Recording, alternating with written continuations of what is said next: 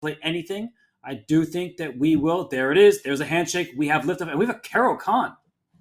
Wow, a Caro-Kann. So it's gonna be knight f6? Yes, knight f6. Yeah, I could only imagine Magnus going for this. Jan goes for takes, takes, and bishop e3. Knight a6 played. Wow, elegant way of developing the knight. Also teasing, yeah, please take, because then suddenly there was a queen a5 check, and you recapture the bishop like this. And that means because of queen a5 check, black can also play bishop f5 here. This is a thematic idea that you can try to trade light square bishops because of queen a5 check. Yeah, wow. It's very nice. Yeah, bishop f5. So it's not only queen a5 check against bishop takes a6, but also there is this idea, trading the light squared bishops. The geometry is beautiful for Magnus Carlsen, but the clock situation, not so great thus far. Jan Nepomniachtchi at 3 minutes, 9 seconds. Magnus is the one spending his time, and he's on the move. He plays rook to e8. Yeah, castles bishop g4. So Magnus says, no, I don't necessarily want to trade pieces. He's pinning the knight on e2. On the other hand, for example, after h3, where is this bishop going? Okay, Jan does not even want to ask that question. Queen d2, knight c7, c4, occupying the center, making sure that black's knight is unable to reach the beautiful outpost on d5. But we talked about this in a game earlier. When you push c4, you could leave the d4 pawn in some trouble. So look at Magnus. He voluntarily takes this knight on e2, and Jan hasn't recaptured back, at least not yet. He takes with the bishop and f5. Here comes the black queen. Yes, this is the whole idea behind that. Suddenly black has dangerous threats. Eventually f5, f4, also now already it's a threat because of the hanging bishop on e2. Is white gonna play g3, but then also there are ideas like just sacrificing the pawn, destroying white's pawn structure. I know it pained you to say the move g3, and it hurt me as well. I mean, g3, f4 for sure from the black side. You rip open the white king because the bishop on e2 is loose. So for Jan Nepomniachtchi, he's now the one spending quite a lot of time. And I think that there have been results in some of the other games. I'll just quickly mention Arjun Erigaisi against Vladislav Artemiev, a draw without a fight. Nihal Sarin against Neil Dubov, a draw without a fight. Shakir Mamadjarov. But hang on, sorry to interrupt, but it wasn't bishop takes c5 an option? Wasn't it a blunder, c5? Oh my gosh.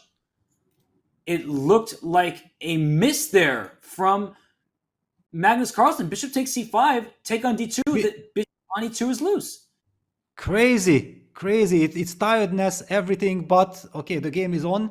We don't have time to analyze that position too much. There's also not much to talk about. It was a one-move tactic, which could have maybe won the game for Magnus.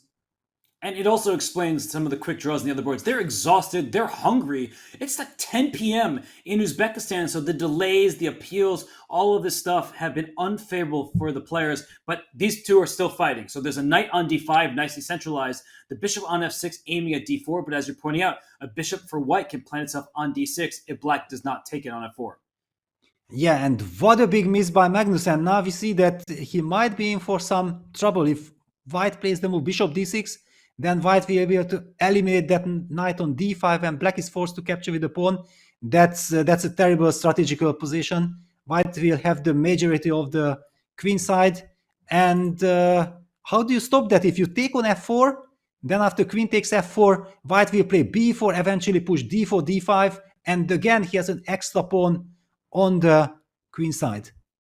This looks really nice for Jan Nepomniachtchi. So it was a blunder that turned into a good position. Queen e7 from Magnus, giving up the f5 pawn. He likely just wants to play rook d8 next, target this d4 pawn that's actually quite difficult to defend. I really love these kind of Magnus moments. Queen e7, most of us would play g6 to defend the pawn f5. He instead plays queen e7 to connect his rooks and bring it to d8. Yes, but Jan was not interested in picking up that f5 pawn. It was much more important to protect the c5 pawn in order to be able to break black's construction. d5, it's a wonderful situation to be in. Jan is also up on the clock with like 40 seconds. But Magnus will be putting up incredible resistance. After all, it's opposite colored bishop's position with very good drawing chances. That's true, especially if the material gets off the board. But for now, with opposite color bishops, you can get an attack going, and the black king, it's safe, but the f7 pawn's under threat. And b5, c6, white can actually create a passed pawn very quickly. I like the alpha zero, though, on the king side. Yes, h5, h4, Magnus is looking for counterplay. It's very important to signal to your opponent that it's not going to be a one-way traffic. Yeah, I'm creating chances. By playing h2, h4, eventually white will have to watch out for a well-timed f5, f4, breaking the kingside pawn structure. And I saw Jan's king go up to g2, and the rook on d1 is very important because if the queen moves from c4, black might play f4, and queen e5 perhaps signals that f4 is an idea just to break down the pawn structure on the king side. Yes, and I think bishop f3 is a nice stabilizing move, making sure that I control everything, and this pin and status quo unclear situation on the d file was not to Jan's liking. Now he goes b5, goes for your idea. He wants to push c6. Huge trouble, I would say, for Magnus Carlsen. Unless he can get all these pieces off the board, he is worse. I see rook d4 is on our board. Now we see Magnus play it on the camera. Great move. You need to trade off these pieces. Yes, you need to. Yeah, the endgame will be unpleasant. White is completely risk-free, but black has very good chances. The big question is queen d4, bishop d4, and afterwards rook c1, c6. You don't want to put the rook to c7. It would be way too passive. I'm guessing then some timely bishop b6 will be the answer. And I think that black can flick in the move f4 at some moment because black's double pawns aren't helping. But if black can get f4 and try to create a weakness, there will be a chance to go after some of white's pawns. We see the pawn push forward to c6.